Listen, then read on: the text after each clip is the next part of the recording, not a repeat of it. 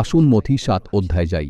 ৭ অধ্যায় ২১ পদে লেখা আছে, যাহারা আমাকে হে প্রভু বলে, তাহারা সকলেই যে স্বর্গরাজ্যে প্রবেশ করিতে পাইবে, এমন নয়, কিন্তু যে ব্যক্তি আমার স্বর্গস্থ পিতার ইচ্ছা পালন করে, সেই পাইবে।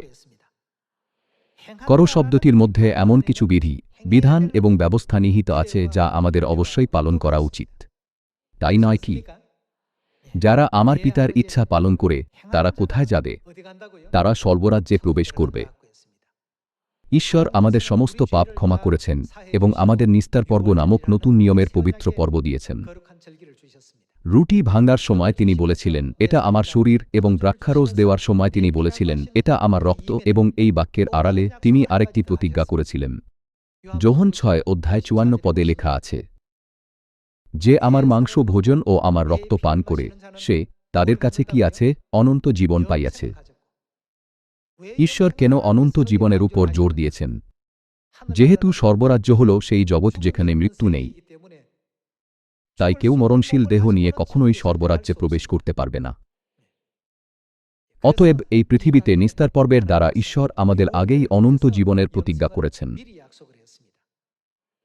যে আমার মাংস ভোজন ও আমার রক্ত পান করে সে অনন্ত জীবন পাইয়াছে, তার মাংস ও রক্ত কাকে সম্বোধিত করে?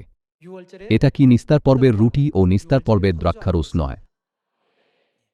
যারা নিস্তার পর্বের রুটি ভোজন করে এবং নিস্তার পর্বের দ্রাক্ষারস পান করে, যা হল যিশুর মাংস ও রক্ত, তারা অনন্ত জীবন পেয়েছে এবং শেষ দিনে তাঁর দ্বারা উত্থাপিত হবে। কিন্তু যদি তারা মনুষ্যপুত্রের মাংস না খায় এবং তাঁর রক্ত পান না করে, তাহলে তাদের কাছে কি নেই?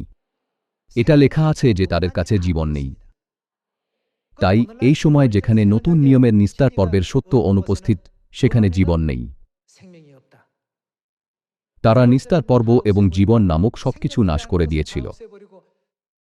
কিন্তু তিনি কি এমন বলেননি, যদি তোমরা মনুষ্যপুত্রের মাংস ভোজন ও তাঁর রক্ত পান করো, তাহলে তোমরা আমার মধ্যে থাকবে এবং আমি তোমাদের মধ্যে থাকব, এবং আমি তোমাদের অনন্ত জীবন দেব? আসলে এই প্রতিজ্ঞা কি? এটা হল নতুন নিয়মের নিস্তার পর্ব।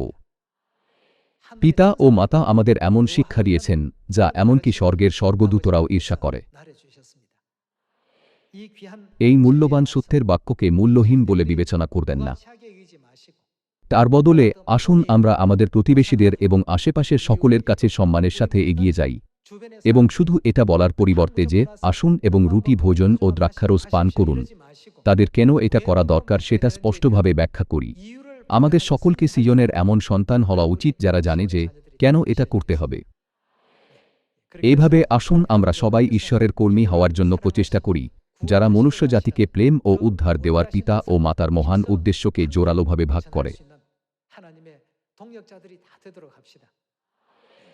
এই আশা করে যে নতুন নিয়মের নিস্তার পর্ব সারা জগতের লোকেদের দ্বারা পালন করা একটি অনুগ্রহময় উপলক্ষ হতে পারবে, আমি আজকের উপদেশ সমাপ্ত করি। আপনাদের অনেক ধন্যবাদ।